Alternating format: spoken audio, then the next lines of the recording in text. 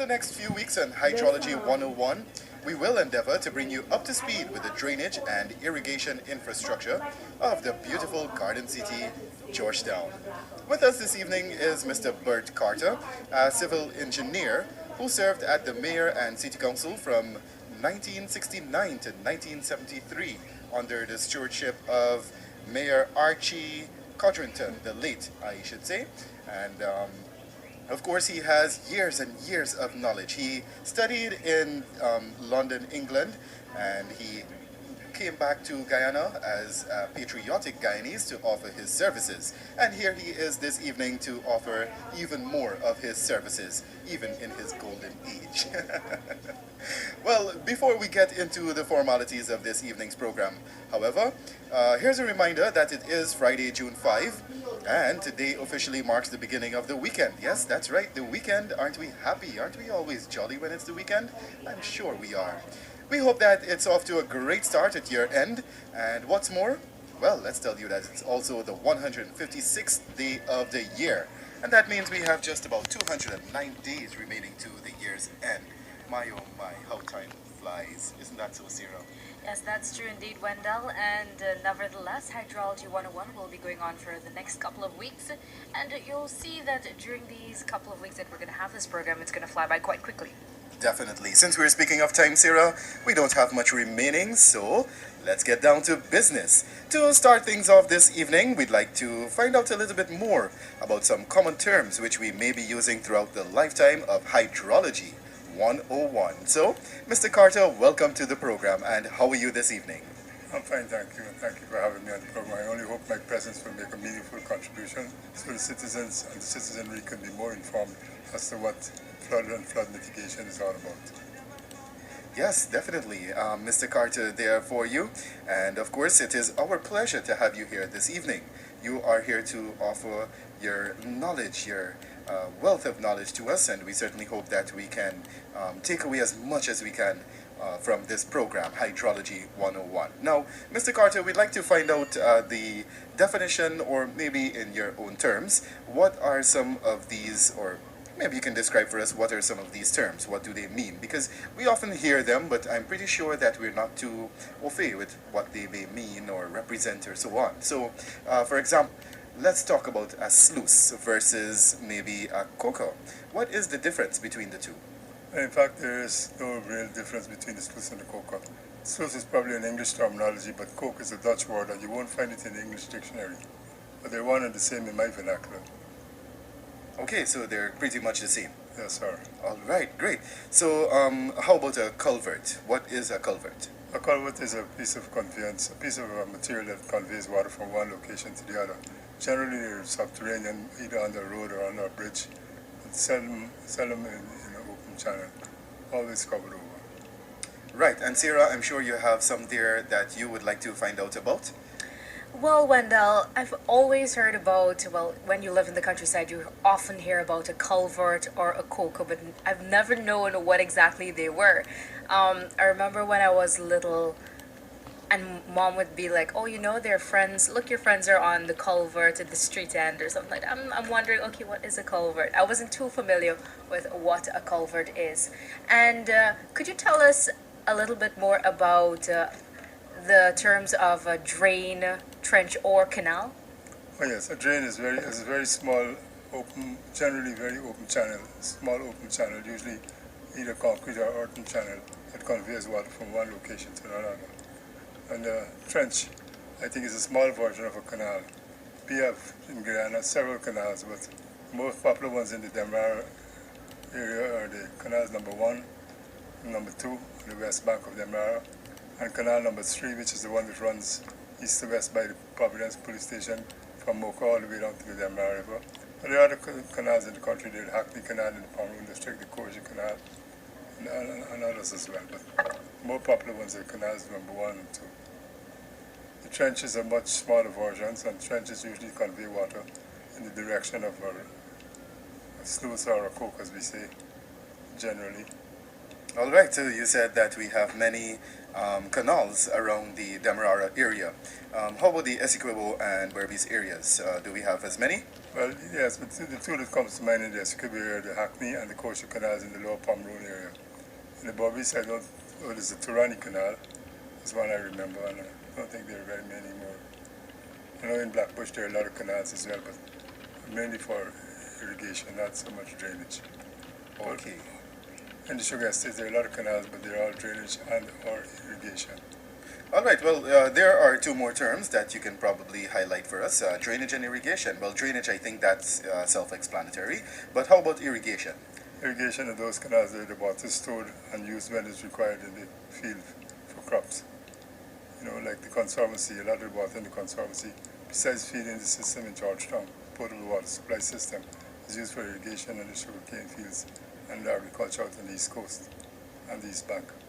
And so I'm pretty sure that our farmers listening right now, they are very au fait with what irrigation means and maybe these terms that we're going through right now. Oh yes, of course you pass through the conservancy, you would see as you pass behind the villages of all the villages, Louisiana and Buxton and Annandale, you see each village has a culvert that goes through the conservancy dam and into a location where the water is conveyed via canal or trench down to the villagers for them to use in agricultural crops. Right, that's great. Which means that farming is now at maybe a more advanced level. Thanks to all of these culverts and irrigation systems that have been put in place. Well, the system was introduced by the British after the conservancy was built in 1888 by William Russell. And sometimes we have fallen short on our culture of maintenance. And so sometimes we get flooded because the conservancy dam will overtop or something will go around with the Cong Dam. But by and large, if we just followed what was bequeathed to us by the British, I think we do well to just maintain it, you know. Yeah, definitely. You mentioned earlier, Mr. Carter, that prior to 1969 there were 7 sluices in the city of Georgetown. Now there are more? That's right, Wendell. Well, first let's define what the old city of Georgetown was. The old city of Georgetown was bounded by the Demerara River on the west, Atlantic Ocean on the north, St. John Road on the east, and Sussex Street, Albistown on the south. And there were only 7 sluices. There was one at Kingston, one at Cowan Street, one at Lamaha Street, one at Sandwich Parker, Bonishwas as known out these days, another at John Finance, one at Princess Street, and the last one at Sussex Street. Those were the few cocos. But then, after the district and municipal act of 1969, the city grew from a population of about 80,000 persons to about 110 persons. In 1969, when it was expanded from 2.1 miles to 2.1 square miles to 15 square miles. And so we inherited Sophia, and other built up areas since then.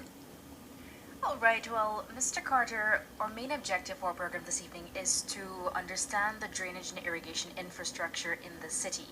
And along with the city as well, we will be focusing in other areas as well. And we will want to know about the different ways that we can avoid getting flooded out and so forth, because that's been happening quite often of recent because of the different weather patterns that we have. So we would want to know about the current problems posed by flooding and of course the maintenance works being undertaken in the city. Okay, I hear you, and in fact, it's very difficult to describe orally rather than visually. But let's pick a difficult sluice. Let's pick a cocoa, let's say, that is John Finance. John Finance sluice, the one in Commerce Street, that has a catchment area. That's a very important term because the catchment area is the area that is served by that particular sluice. And sometimes it could be from half a square mile to 1 or 2 square miles. But none of them is that big catchment area in the whole of Georgetown. John Finance sluice is responsible for an area bounded by Dublin Street, which is the southern side of the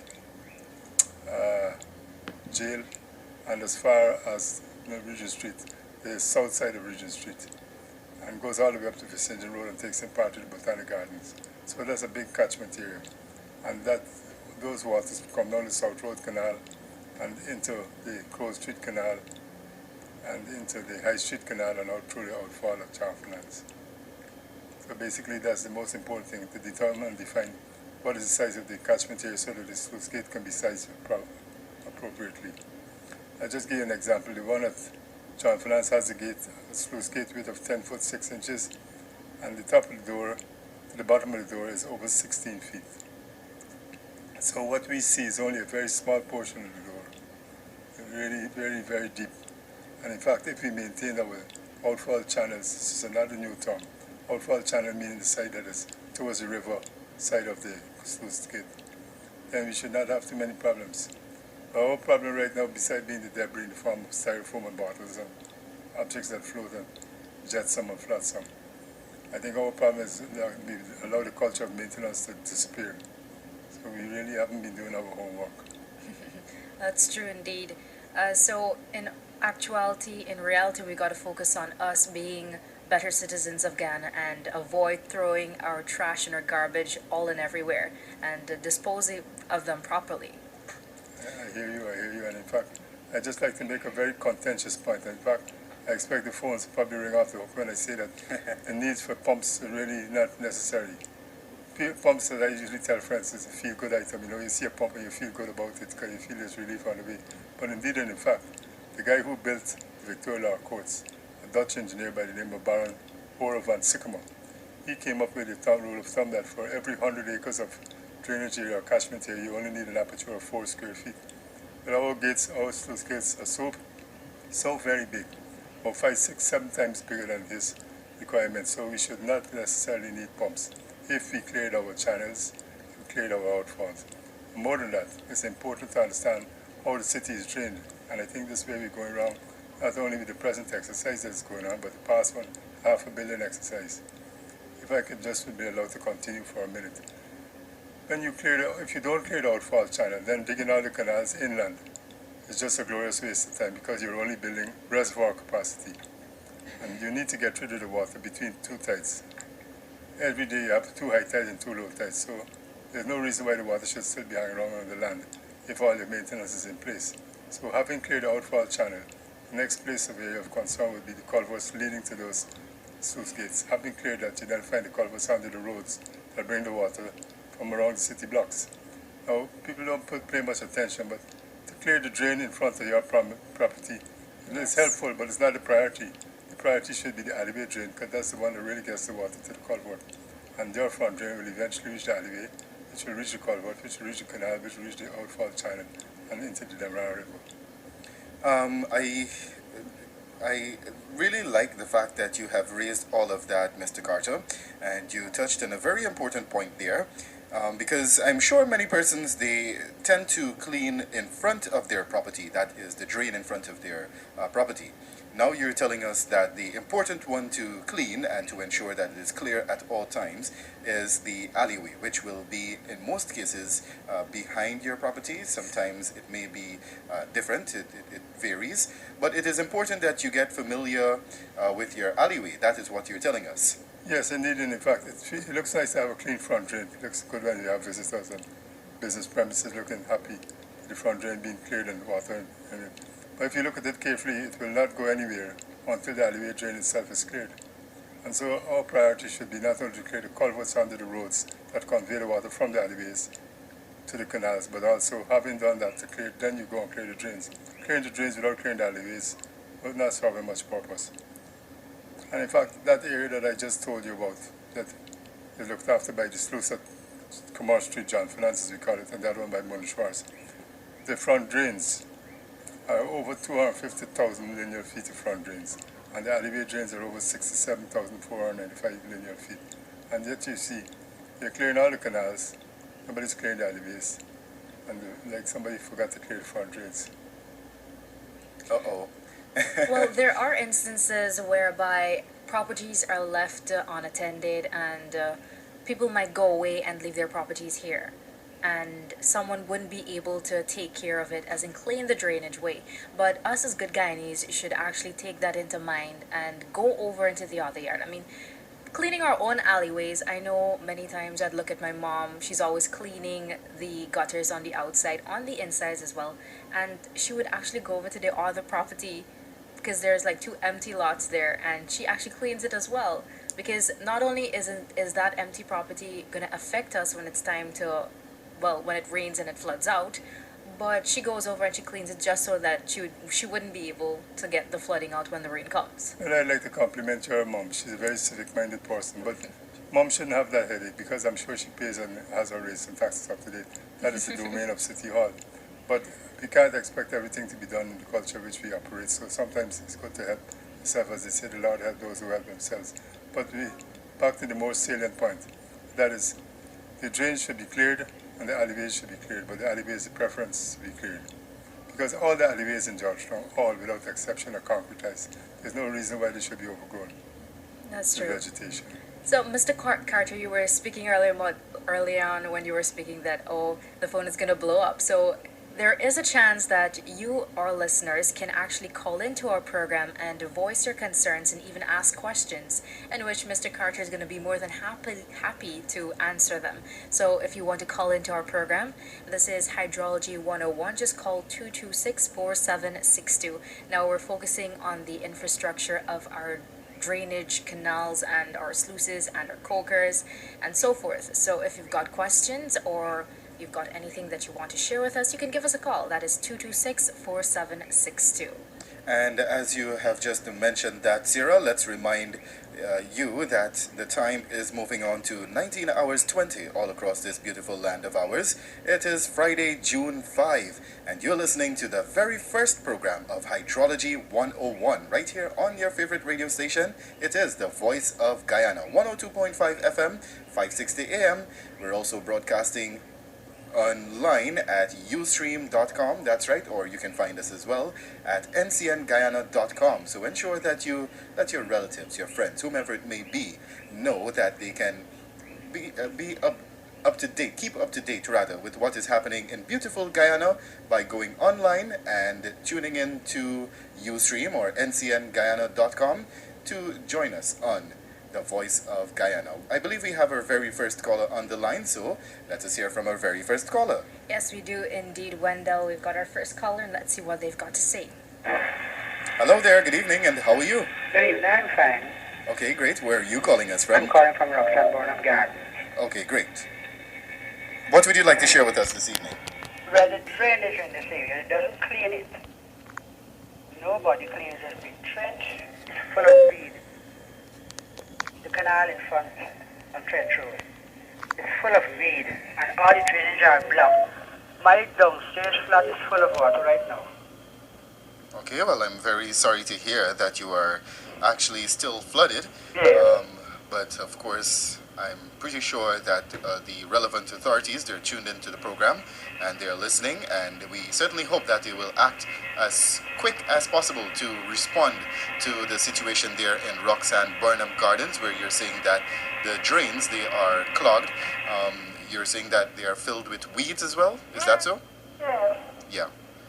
All right, well, let's hope that the authorities are listening.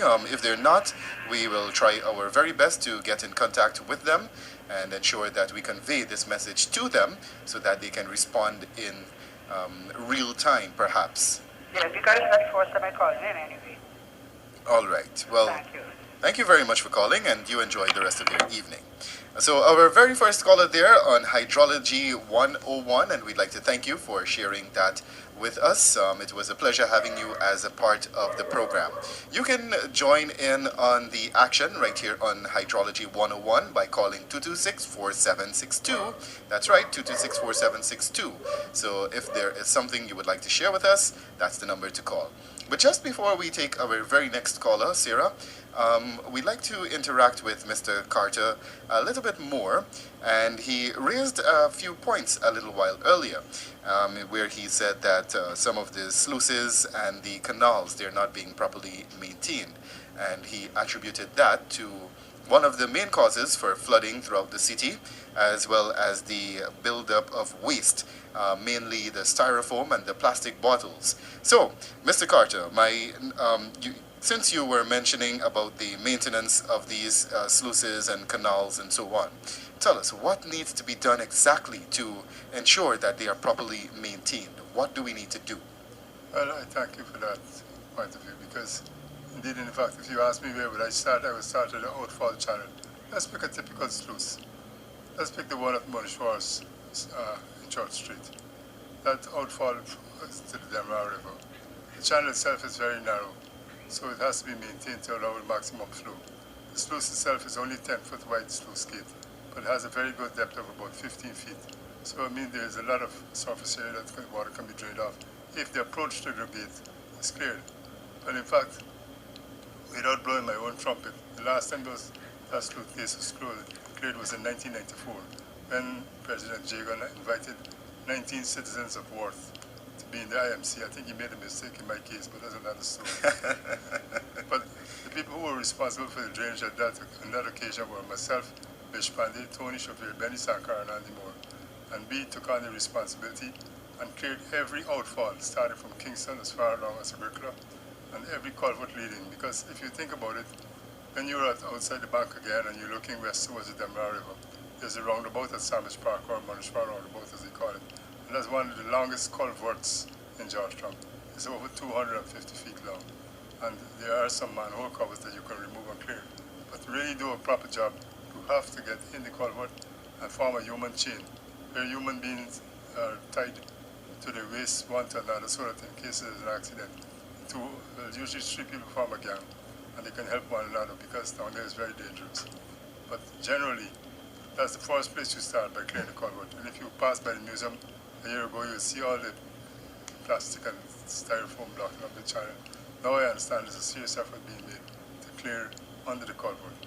Another area that is a major concern is in front of St. Rose's School in Church Street by the Indian Monument site. That's a concrete channel that's covered over. And there again, that hasn't been cleared since 1994. The City Council, much to their credit, tries to keep the canals desilted, and they desilt between bridges. But never have I seen recently where anyone goes under the bridge to clear the culvert. So what you're doing is just building up reservoir capacity between blocks. If you pick, say, Light Street, Albert Street or Knox Street, you desilt the canal there, but nobody's cleared the culverts under the bridge. So the water just accumulates on either side, and so you're storing water, but you're not getting rid of it in a timely way. Well, I'm glad that you actually anticipated my next question, because that was my very next question, relating to the desilting exercises that we've been observing throughout the city. My question was, and I am just pitching this out there because you have already answered it, my question would have been, do you think that it will actually solve the problem, the desilting exercises? But I believe you may have already answered that. Well, no, I think it may help with getting some of the water off the land, but it doesn't really solve the problem. The solution to the problem lies in clearing the outfall channels much more than that, and I'm very contentious in my point of view, because I'd like it to create at least a debate, not no big argument, but a debate. Yes. I've been back in Guyana for 6 years, and we've been desilting these canals every year. I maintain that if every year we desilt the canal and remove silt to the depth in the city of my thickness of one of my fingernails, which is about 1 millimeter, we would have lowered the city by at least 4 to 6 millimeters. This is just under 2 inches. My point being, the silt in the canals come from somewhere. They come from my yard, your yard, and the other folks' yards. And to continuously desilt them, it's really only lowering the city, which is already low by at least 6 feet. And that can mean more trouble for us if we continue to lower the city. Is that so? Of course. In fact, it may be even more contentious for me to say that maybe we ought to start slowing down the approval for building new buildings in the city and find somewhere outside of Georgetown where we can remove our capital. Alright guys, let's remind you that you can call into our program at 226-4762. It's Hydrology 101. And with us here we have our civil engineer, Bert Carter. He would be more than happy to answer your questions. So we've got our next caller on the line. Hello, good evening, and how are you? Hello, hello. Good Hello. evening. There's a program there. Yes. Now, I want to get on the board. Yes, he's right here. Board. Yes. Bert is right here. Board there? Yes, he is. Yeah, listen. Now I'm speaking from Kitty. Now, there are 2 trains that running east to west. One from Lamhall Street to Alexander Street. That's between Bar Street and Thomas Street. Then you got one between Thomas Street and the trench at the end there at Lamhall Street there. Also, there is another drain between Gordon Street and Pike Street. and that also is blocked. Because there is a drain between, there's a street between Garden Street that runs across from Davis Street right across to Pike Street, and that also is blocked. And whenever the rain falls, this particular area here is always flooded, and it's about the last place of water to go off. I don't know what can be done, because we're having a lot of swamp in our yard, you see. Only the others, they could come to snake out to the one between Davis Street and Garden Street there. I hear you, sir, and I sympathize with your predicament, but the truth is, unless we clear the culverts leading from those canals into the Vincent Road Canal or trench that is drained by the kitty pumps, we're not doing much to our good selves at all. And in fact, when Kitty was still a suburb of Georgetown and had its own municipality in the days of Mr. Jokin, when he was I think he was the mayor, I don't know his title, but he was the head of the Kitty Council. He created a lot of good work in the sense that Davis Street is still a concrete channel all the way from up Sheriff Street all the way down to Vincent Road. And that channel collected a lot of water from that catchment area and went to the Kitty Pump. The Kitty Pump is now severely overloaded because they've just incorporated. Yeah, also the drain between Garden Street and Pike Street. There's having a septic tank in that drain, in that alleyway. Yeah, that leads up to Alexander Street, and the water's not going out. Well, that's very selfish. I don't see how anyone would be allowed to build a septic tank. Yeah, septic tank right in the drain there. I think they should be asked. Another lot 55. Okay, 55 Garden Street. Well, Yeah. you can take it up with the city council because I'm sure that they'd be willing to help. I mean, it's blocked up. Every time rainfall, the whole area does flood. Every time rainfall. Okay, The so, last street to get street is Garden Street. Plus, we got some big potholes in the same street there, with some big holes that all the trucks that come to bank from Bounty Farm pass through there and drop in those big holes. 3 big holes in the street there. And they won't come repair it neither. right. One that are right by the school. And they got a big hole there. Yeah. Don't want to get run off either. Let's see what this new road can do. All right? All right, well, Okay, but Thank you, sir. yes, thank you for calling, and you enjoy the rest of your evening. yeah, well, Okay. All right, well, that was our very second caller on this evening's program, Hydrology 101. We're now 2 minutes past the midway point of this evening's program. That's 19 hours 32. And this is Hydrology 101, a new program on your airwaves. That's right, on the Voice of Guyana. Let's say good evening to you wherever you're listening to us from right now. If you're in Charity all the way to the Quarantine, and perhaps from Lethem all the way to Mabruma. Good evening to you, wherever you're listening to us from right now. If you're outside of Guyana, certainly hope you're having a wonderful evening. Also, we'd like to remind you when you're calling into our program, please remember to turn down your radio sets. We don't want any feedback to interrupt our calls, so just remember to turn your radio sets down. So we're going to go to our next caller. Hello there, good evening. Good evening, Wendell, and how are you? I am doing okay, and how about you? Well, welcome to the new program. Well, thank you very much, and I must say welcome to you as well. Well, I just want to say thank you very much to the new program, and I hope that they may come in West Rumwell to see our plight, Okay, because yes. our drains need cleaning. Okay, so you're saying in West Rheinveld, the drains, they need cleaning. Yes, Okay. and the bushes need cutting. Mhm. So I'd be very grateful if they can give that an urgent attention, because for a number of years I've been doing this. Okay, and I'm pretty sure that you've been contributing in your own little way, have you? Well, I am visually impaired, so I can't really do much cleaning.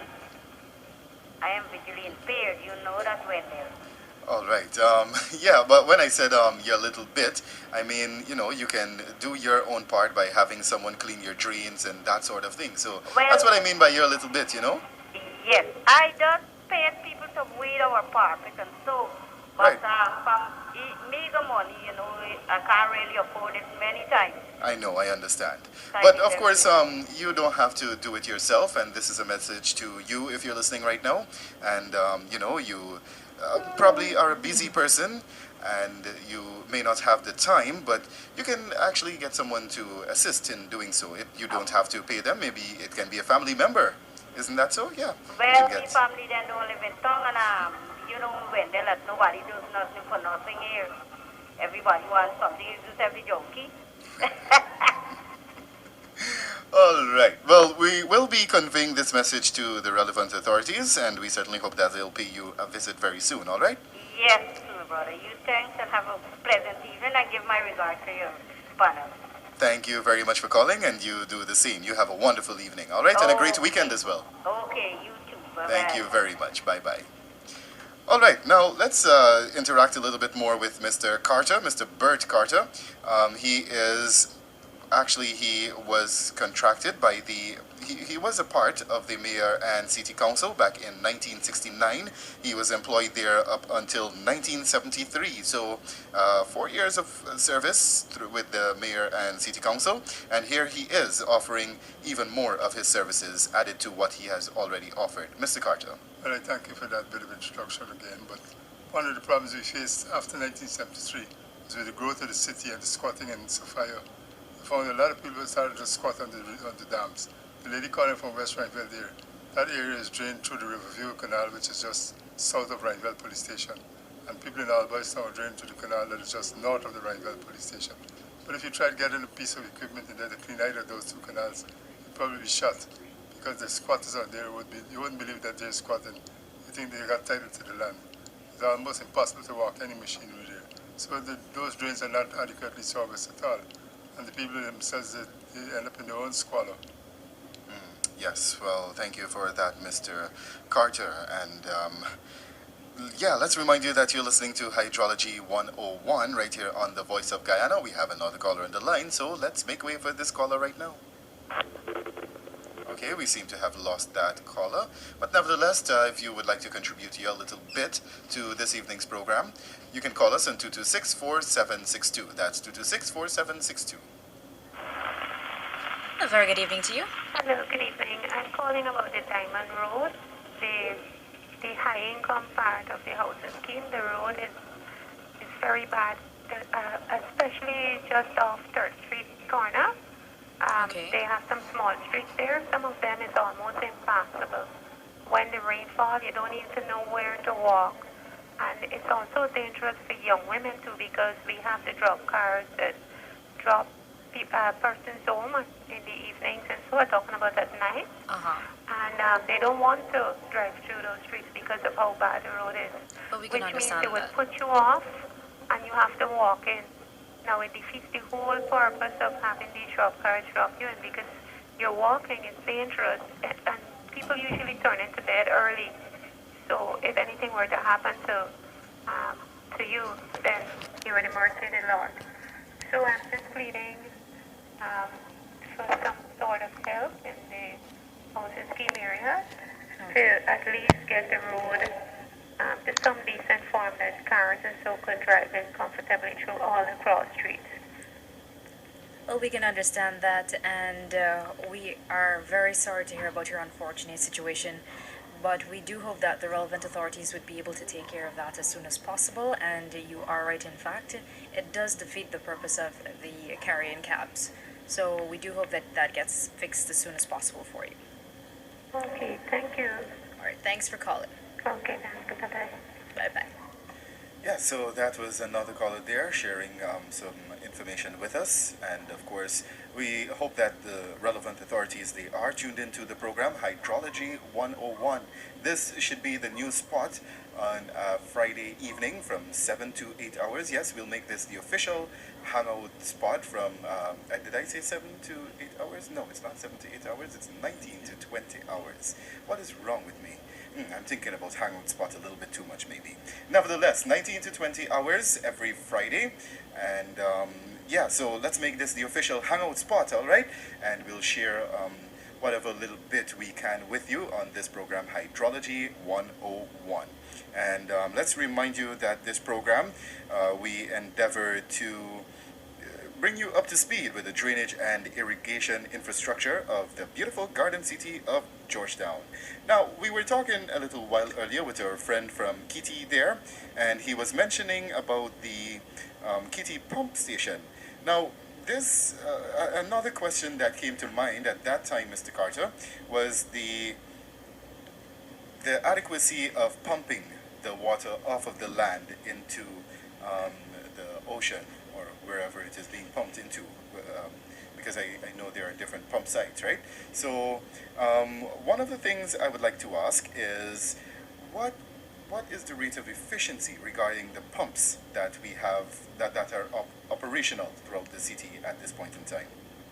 Well, that's a very good question. In fact, the pumps, I usually call pumps feel-good items because when you see a pump going in a location, you feel good about it. But really, in fact, a pump can never replace the sluice gate. The sluice gate is about 15 to 20 times more powerful than a pump in discharging water. And in fact, a lot of our pumps, 6 of the sluices now have pumps. There's a pump at Kingston, there's a pump at John Fernandez, there's a pump at Riverview, there's a pump at Princess Street and one at Sussex Street. But if they were used properly, at least they could preempt the flood situation by pumping when the water starts to rise, even if the tide is against you. I don't know how well they're managed. I say that because these days the operators for sluices don't even live in the proximity of the sluice. Years ago, each sluice had a little cabana, I would call it, a little hut where the operator lived. Invariably and unfortunately used to be somebody who was very, for want of a better term, a Guyanese term, you would say a junkie, not a junkie, but a drunkie. He was always on the job. He was there when the tide needed to be, when the door needed to be open because the tide one way or other. But these days, these guys live in Sophia and they live out of town. They tell you rain fall, they can't come to work. Uh-oh. Well, we can imagine what will occur there or what will transpire if that be the case. But moving on to our very next question, Mr. Carter, were pumps put next to the sluices, because you just mentioned that they were placed next to the sluices? Were they placed there to replace or to defeat the purpose of the sluice gate, or was it to enhance the work of the sluice? I think it's put there to supplement the pumping capacity or the discharge capacity of the sluice in question, simply because when the tide is not in your favor, when there's a high tide, you cannot open the door, so at least you could still continue pumping water over the gate into the Denver River. But indeed, in fact, you could avoid having pumps if you could just manage to clear the outfalls and the intake for the sluices, because, as I said, the largest pump we have is probably about 7,500 gallons a minute of 20 cusecs, and that's really nothing compared to a sluice. Oh, wow. I can imagine there. Actually, I like how you're preempting my questions because that was my very next question. Are our pumps adequate enough to take off the amount of water that we need to really carry the water down to the level that is required? So you've just answered it there. It is nothing compared to the sluice gate. Much to Minister Patterson's credit, in the last few days, most of the pumps have been rehabilitated and are working. Today I passed by Lamar Street and I started working feverishly to get the Lamar Street pump going again. But next, the pump at Sussex Street was down for the longest while because according to the tenant, there was not a battery. So I thought something $1,000 item and quite a few citizens getting their feet wet. All right, we've got another caller on the line. A very good evening to you. Hello, good night. Good night to you. How are you doing? I'm good, and how are you?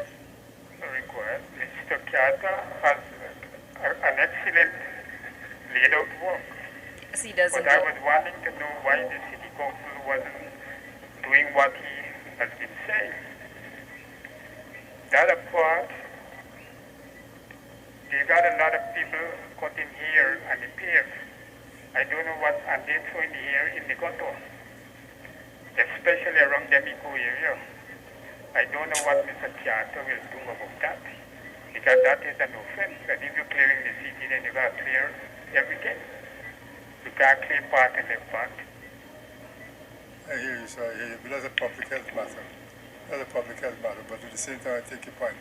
We have to manage our city, man. We just can't allow people to do willy-nilly what they would like, you know. I agree with you. It's a health hazard as well. Yeah, definitely. All right. Well, thank you very much for shedding some light on that. I would like to hear Mr. Carter on that.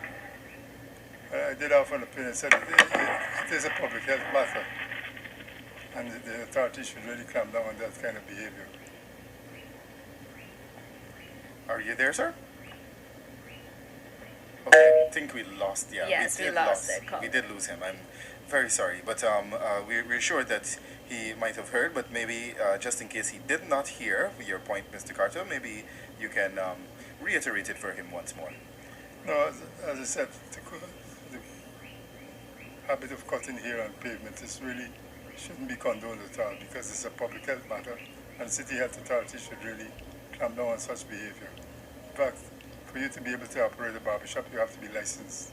That's true indeed. I don't even think those guys on pavements are licensed. Yeah, that's right.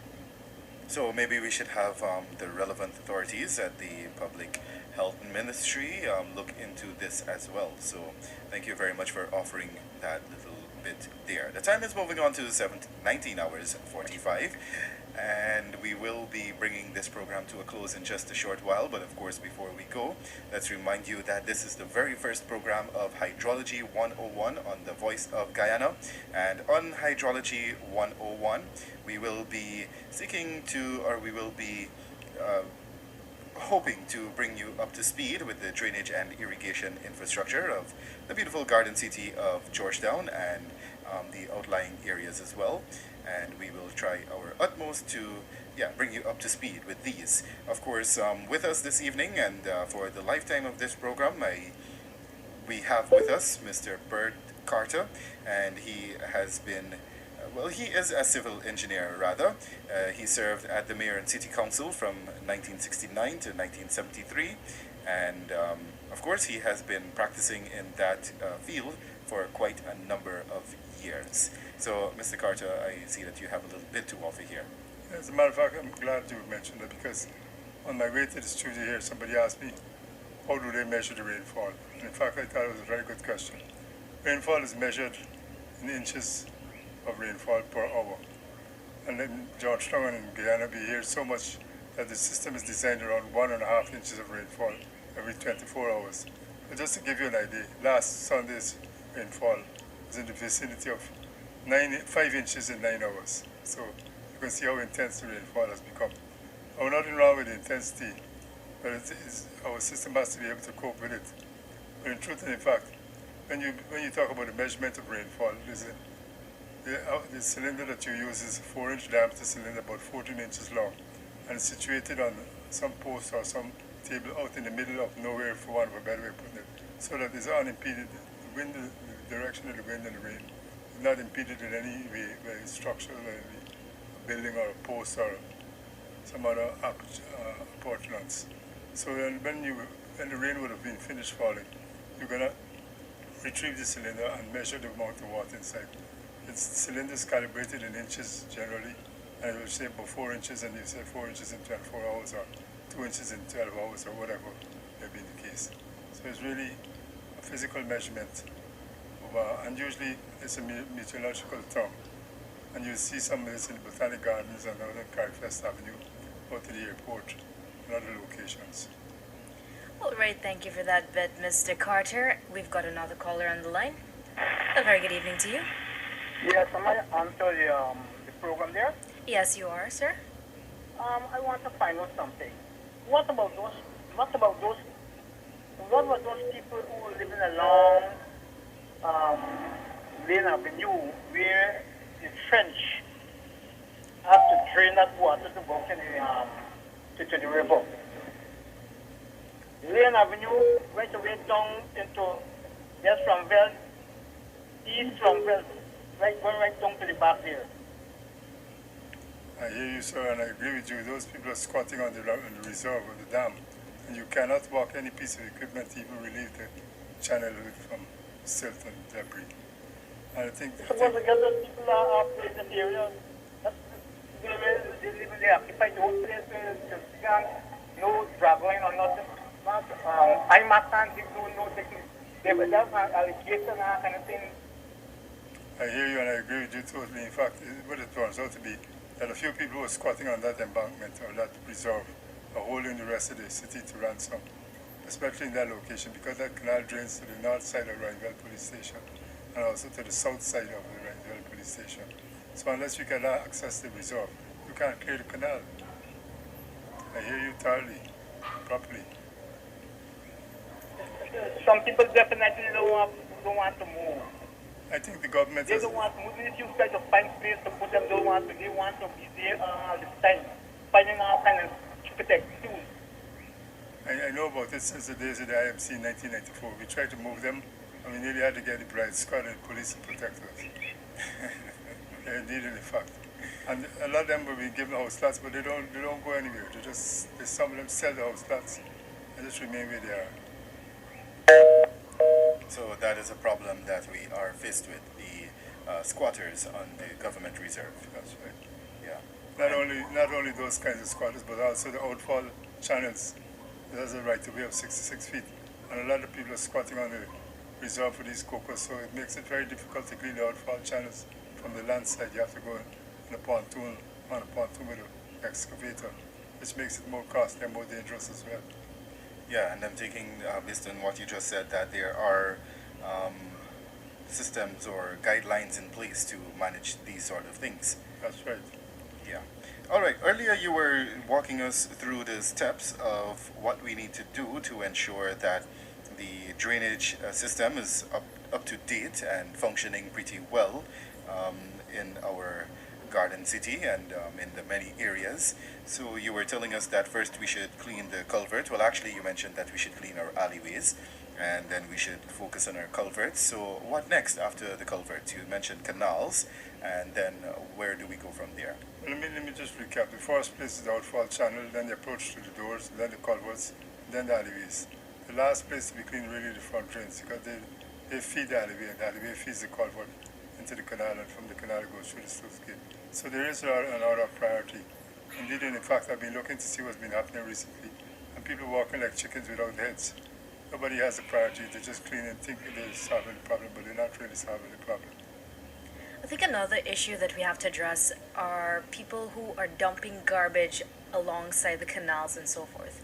I mean, if you cannot dispose of your garbage properly, why dump it along the canals? I mean, that is all building up to the flooding and so forth. I know I'm usually tickled because I would like to see, a few years ago there was an exercise to rid the city of scrap iron, and I think a very marvelous job was done. You don't see derelicts on the side of the road anymore. I think we need an exercise like that for some of the debris. And I always tell people, if I had to come collect debris for like in the plastic bottles and the styrofoam boxes, I go by the seawall. Because everything goes through the canal and comes back to haunt us again over the seawall at the high tide. So when you walk along the beach and you see it all the way to the house, it'll be cleared again. And since we're on that line of information, since we're on that topic there, I think you may want to shed some light on how we can really, and this may be a little, we may be straying off the point a bit here, and I think we may already have the answer to this, but we need to be reminded ever so often. What do you think we really need to do to ensure that persons do not dump their waste in an indiscriminate manner? What do you think we need to do, or what do we need to do more of? Well, I think, firstly, you can only do that through education. And after education, then you look at enforcement. You can't enforce something if somebody doesn't understand why he needs to do it. Because he just do it because he's forced to do it. He doesn't understand why he shouldn't be doing it. So I think we start off in the schools educating the youngsters as to what are good sanitary practices to dispose of refuse. So do you think we've been placing enough emphasis on the educational aspect of this exercise? Well, it'd be hard for me to say because I don't really know too much about the educational system as far as that aspect is concerned, but I do know there's an aspect that could be easily overlooked. But I would like to think that it's been given some attention. But the other shortcoming is having educated people with respect to proper disposal of the litter. You have to start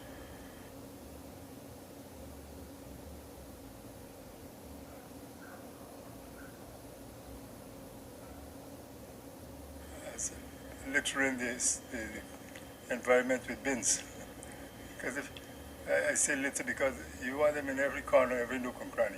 If you don't have bins, you're really asking people to walk with the refuse, which is not impossible, but we haven't developed that cultures yet, You go to New York and right away we fall in line. You don't throw things through vehicle windows, you don't throw things through bus windows, and even the mini buses that they have there, people know how to behave, but here it's a free-for-all. I think with a little bit of education and certainly a lot more of enforcement, we can actually see some progress. But there again, I still maintain we need more litter bins in strategic locations so people can feel comfortable disposing their waste. Well, you mentioned about litter bins, but let me tell you about something I saw recently. And when I say recently, I mean just a matter of a few days ago. That's coming from my way down from Perica to Georgetown. And there at the East La Penitence Market, of course, would know that area there. It is very notorious for the pileup of garbage. Well, I noticed that the authorities, they placed a huge garbage cylinder in that area.